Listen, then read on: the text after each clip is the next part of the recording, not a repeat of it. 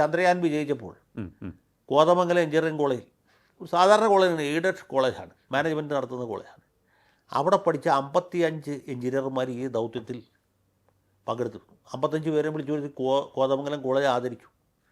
അത്രയും കേൾവി കേട്ടതാണ് നമ്മുടെ വിദ്യാഭ്യാസ സമ്പ്രദായം. അതെ. ഇവരൊക്കെ ഇതുപോലെ പാസ്സായി പോയവരാണ്. 10-35 കൊല്ലം മുമ്പ് കോതമംഗലത്ത് നിന്ന് പാസ്സായി പോയത് നാട്ടുപുറത്തുള്ള കോളേജാണ്. അവിടെ നിന്ന് പാസ്സായ 55 എഞ്ചിനീയർമാർ ചന്ദ്രയാൻ ദൗത്യത്തിൻ്റെ വിവിധ ഘട്ടങ്ങളിൽ പ്രവർത്തിച്ചു.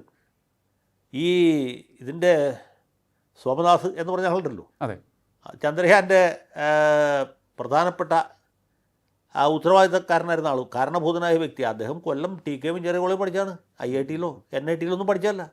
അപ്പോൾ TK എഞ്ചിനീയറിംഗ് കോളേജിലും കോതമംഗലം മാറത്തനേഷ്യസ് കോളേജിലും പഠിച്ച ആളുകൾക്ക് ചന്ദ്രയാൻ വരെ എത്തിക്കാൻ പറ്റിയത് നമ്മുടെ ഇവിടുത്തെ സാങ്കേതിക വിദ്യാഭ്യാസ രംഗത്തിൻ്റെ മേന്മ കൊണ്ടാണ്. അത് ആ ഒരു മേന്മയാണ് നമ്മൾ തകർക്കുന്നത് SFIക്കാരുടെ സമരാഭാസം കൊണ്ടൊന്നും ആലോചിച്ചു. ഒരു സംസ്ഥാനത്തിൻ്റെ മൊത്തത്തിലുള്ള വിദ്യാഭ്യാസ നിലവാരത്തെ തകർക്കുകയാണ്.